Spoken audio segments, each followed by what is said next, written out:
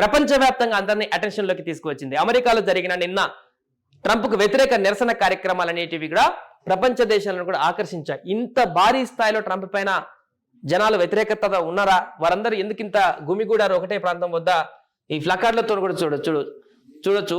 పూర్తిగా వారి యొక్క నిరసనను కూడా వేకప్ అమెరికా అంటూ, స్టాప్ ట్రంప్ అంటూ వారికి సంబంధించిన ఫ్లకార్డులతోటి నిరసన వ్యక్తం చేసినటువంటి పరిస్థితి.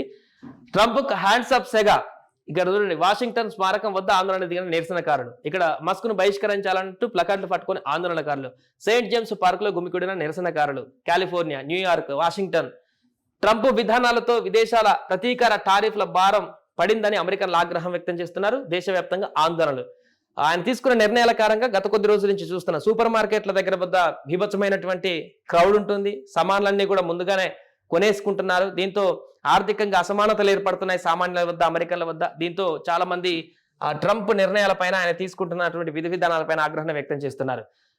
మేక్ అమెరికా గ్రేట్ అగైన్ నినాదంతో అధ్యక్ష పీఠంతో ఆసీనులైన డొనాల్డ్ ట్రంప్ వెనువెంటనే తీసుకుంటున్న అనూహ్య విపరీతమైనటువంటి నిర్ణయాలతో అమెరికన్లు విసిగిపోయారు. విదేశాలపైన టారిఫ్ల బాంబు విసిరితే అది ప్రతీకార టారిఫ్ల రూపంలో తిరిగొచ్చి అధిక ధరలు, ద్రవ్యోల్బణానికి బాటలు వేస్తుందన్న ఆగ్రహంతో ప్రజలు నిరసన బాట పట్టారు. ట్రంప్ రెండవసారి అధ్యక్షుడయ్యాక దేశవ్యాప్తంగా ఎన్నడూ లేనిటువంటి స్థాయిలో లక్షలాది మంది స్థానిక అమెరికన్లు ముక్త కంఠంతో నిలదీస్తూ ఆందోళనకు దిగి హ్యాండ్స్ అప్ ఉద్యమాన్ని శనివారం భారీ స్థాయిలో కొనసాగుతుంది. అమెరికాలోని మెజారిటీ రాష్ట్రాలలో ట్రంప్కు వ్యతిరేకంగా శనివారం ఉద్యమం మొదలైంది.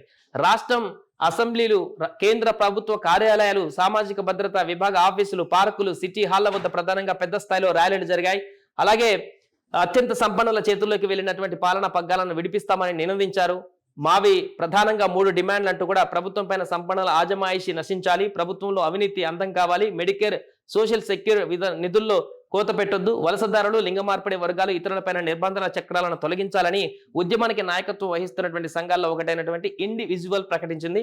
National federation of federal employees సహా చాలా కార్మిక సంఘాల సభ్యులు పలు రాష్ట్రాల్లో నిరసన ర్యాలీలో పాల్గొన్నారు. మొత్తం 50 రాష్ట్రాలలో 1400 చోట్ల నిరసన. చూడండి, అమెరికాలో ఉన్నటువంటి 50 రాష్ట్రాలలో 1400 చోట్లలో కూడా నిన్న ఒక్కరోజే భారీ స్థాయిలో ర్యాలీలు ఏర్పడడం జరిగింది, నిరసన కార్యక్రమాలు ఏర్పడడం జరిగింది. శాంతియుతంగా భారీ ఎత్తున వేల సంఖ్యలో, లక్షల సంఖ్యలో జనమంతా గుమిగుడి ట్రంప్కు వ్యతిరేకంగా ఒక గట్టి ఒక స్లోగన్ అయితే, ఒక ఇండికేషన్ అయితే ఇవ్వడం జరిగింది. దీంతో ఒక అమెరికాలోనే కాదు, ఇప్పుడు ప్రపంచ దేశాలన్నింటిలో కూడా అటెన్షన్ అమెరికా పైన పడింది. ట్రంప్ ఈ కొద్ది నెలల్లోనే ఇంత వ్యతిరేకత ఎందుకు వచ్చింది అనేటువంటి